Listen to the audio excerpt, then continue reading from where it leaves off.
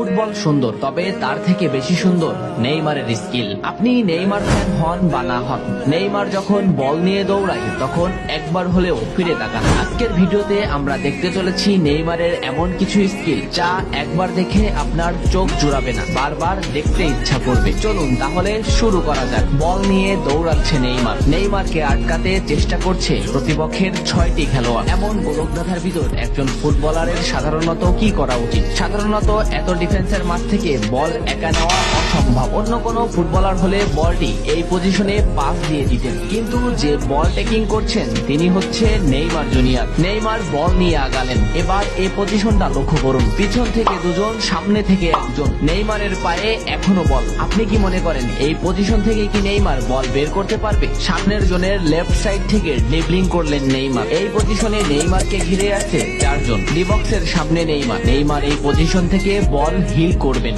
এবং বল অ্যাকুরেট ভাবে এমবাপের কাছে পৌঁছাবে। এমন স্কিল শুধু চোখেরই শান্তি না, মনেরও শান্তি। নেইমারের এই স্কিলটা লক্ষ্য করুন। মাঝমাঠে নেইমারের পায়ে বল। নেইমারের বল অফেন্সের জন্য আছে প্রতিপক্ষের একটি খেলোয়াড়। নেইমার তাকে হোল্ড করে সেকেন্ডের ভিতর তাকে বল পজিশন থেকে বের করে দিল। এমন স্কিল দেখে ডিফেন্ডারও অবাক হয়ে বল পজিশন ছেড়ে দিল। বলের এই পজিশনটা লক্ষ্য করুন। এই পজিশন থেকে নেইমার ইচ্ছা করলে একে অথবা একে বল পাস করতে পারতেন, কিন্তু নেইমার জানে এই ডিফেন্ডারকে বল পজিশন থেকে বের করতে পারলেই বল অ্যাসিস্ট করে গোল করানো সম্ভব। তাই নেইমার বল নিয়ে আগালেন। রাইট হিলে একেও বল পজিশন থেকে বের করে দিলেন এবং নো লুক শুটে ডিমারিয়াকে পাস দিলেন। প্রতিপক্ষের 10 জন খেলোয়াড়ই এই বল পজিশন থেকে বের হয়ে গেলেন। যে ডিফেন্স গুলো নেইমারকে ডিফেন্স করছে তারা এক একজন ক্লাবের স্কিলফুল ডিফেন্সার, কিন্তু তারপরেও তারা নেইমারের স্কিল ড্রিবলিং সেন্সের কাছে অসহায়। ডিবক্সের সামনে নেইমারের পায়ে বল। নেইমারকে রুখে আছে